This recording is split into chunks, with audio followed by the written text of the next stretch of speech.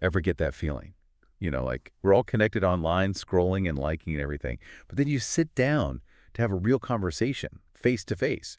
And it's like, whoa, this is harder than I thought. It really is.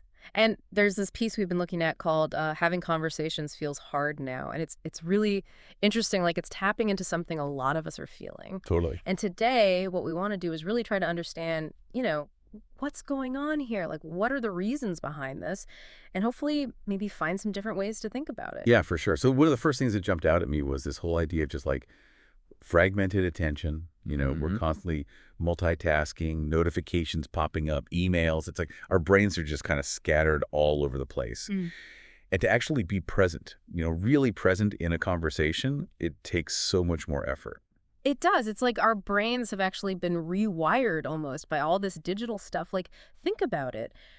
All our devices, they're designed to keep us clicking and scrolling, right? Yeah. And that means we're constantly like shifting our attention from one thing to the next. Right. And then when we try to focus on just one thing, like a conversation, there's this kind of mental leftover, like almost a buzzing. It's hard to describe. I know exactly what you mean. It's like trying to listen to someone while there's a TV on in the background or something. Yeah, exactly. And it's not just the external noise, it's like internal noise too, right? There's this mental static, as the article calls it. Yeah, yeah. Which makes it so much harder to really tune into what someone's saying.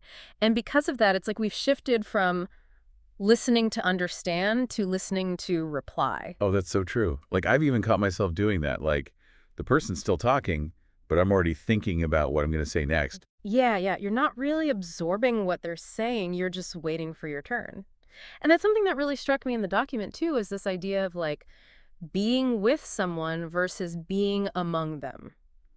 And our fragmented attention, it kind of keeps us in this being among state. Like we're in the same room, maybe we're even making eye contact, but we're not really connecting, Right. It's like we're skimming the conversation the same way we skim articles online, just trying to get the main points. We're missing all the nuance, all the depth. Yeah, absolutely. And, I think that kind of leads to the next point, this whole fear of disagreement. It's like the world has become so polarized that even having a slightly different opinion can feel like, I don't know, kind of dangerous. Yeah, it's like this huge pressure to conform, Like Yeah. everyone's supposed to have the exact same opinion, and if you don't, well, good luck. And the document calls this performative certainty. It's like you can't admit you don't know something. You can't say, well, maybe I'm wrong. You have to be absolutely sure of yourself all the time. Right, right. And if you say the wrong thing, who knows what could happen? You could be canceled or attacked online.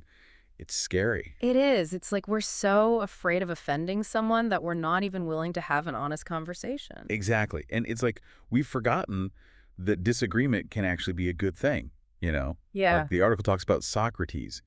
He saw dialogue as this way to actually get closer to the truth, even if it meant challenging your own beliefs. And that's so key. Like, it's not about winning an argument. It's about learning and growing. Totally. And there's this trade-off the article talks about between what they call epistemic humility, being okay with not knowing everything, and tribal loyalty, which is basically putting your group's beliefs above everything else. Right, right. And it seems like we're leaning more and more towards that tribal loyalty thing. Yeah. And so our conversations are becoming either super superficial, like just small talk and stuff everyone agrees on, Right. or they explode into arguments with no real middle ground. It's tough.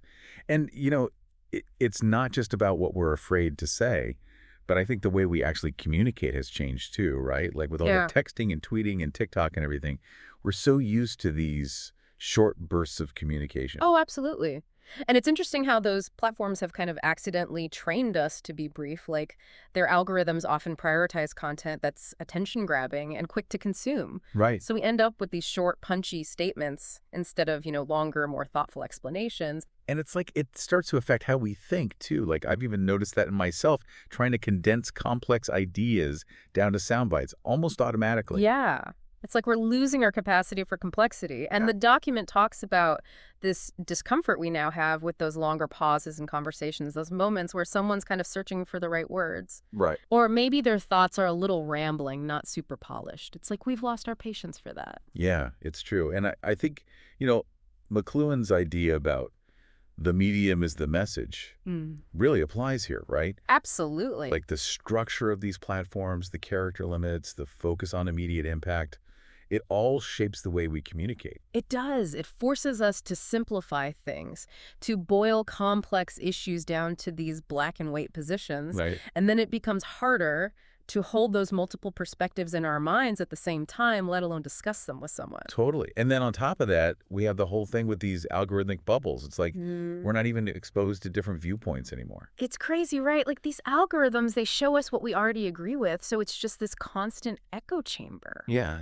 And it's not just that we're not seeing different opinions, but when we do encounter them, it can feel really jarring, like almost a personal attack. Yeah, like it's threatening our whole worldview or something. And then it becomes so much easier to dismiss those other viewpoints, to question the person's motives or intelligence. Right. Like, oh, they must be stupid if they think that way. Exactly. And the document talks about how this affects our willingness to share minority opinions, even in face-to-face conversations. It's like we're always aware of this potential online audience that might judge us, so we self-censor. And then there's this idea of the public square that's kind of disappearing, that space where people used to come together and debate different ideas. Yeah, it's like we're retreating into these smaller, more homogenous tribes. And leads us to another really big one, I think, which is this feeling of just like low emotional bandwidth.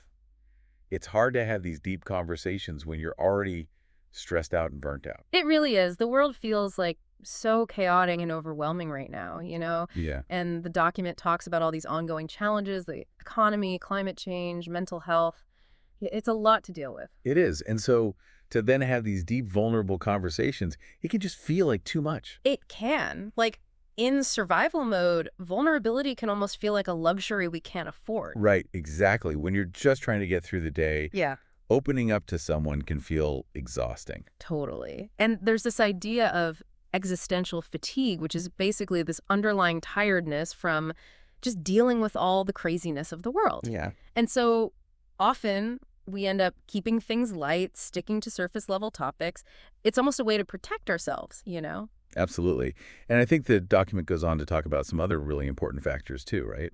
It does. And one of the big ones is this loss of shared context. Like culturally, things have become so fragmented. Yeah. We all consume different media. We follow different influencers. Even our generational references are different. Right. So it's not just that we have different opinions. It's that we're coming at things from totally different perspectives. Yeah. It's like jokes fall flat because people don't get the references.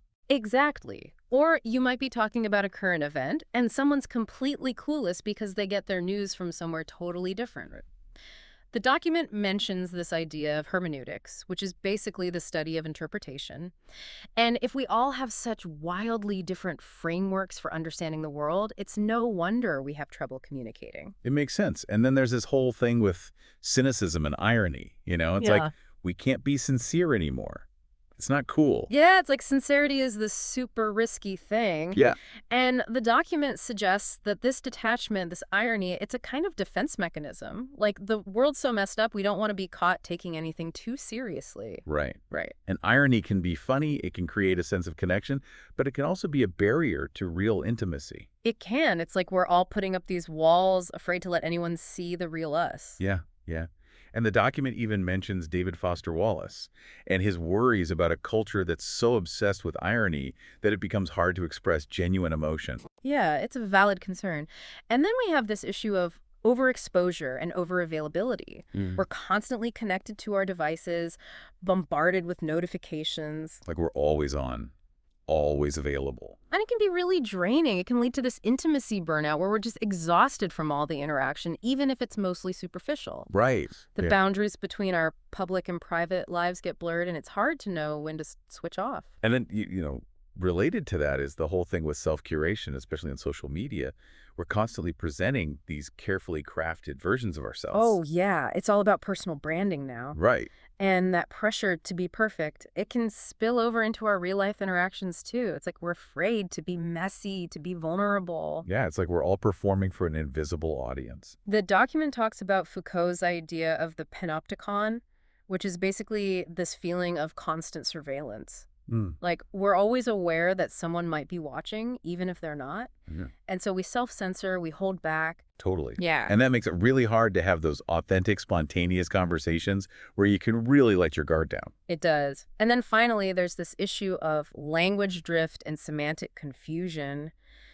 Words that used to have pretty clear meanings are now being interpreted in all sorts of different ways. Oh, yeah. Like, think about words like boundaries or trauma.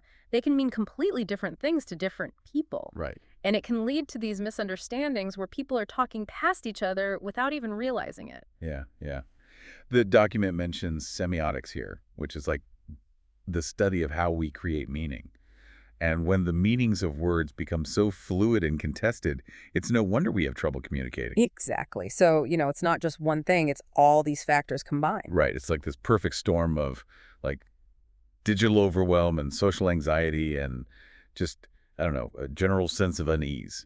And it's crazy because we're more connected than ever, technologically speaking, but at the same time, it feels like we're drifting further and further apart. Totally. Hmm. But the document does end on a kind of hopeful note, right? Yeah, it does. Like the fact that we're even having this conversation, that we're aware of this problem, it means we still crave that connection, that real meaningful interaction. It does, and it suggests that maybe conversation is like a skill we've neglected a bit, but that we can relearn. Totally.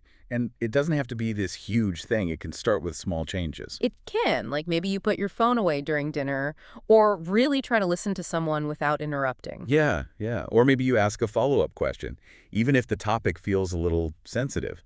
Just try to be more present, more engaged. Exactly. And maybe, just maybe, if we all start doing that, we can start to rebuild a culture of real conversation. I hope so.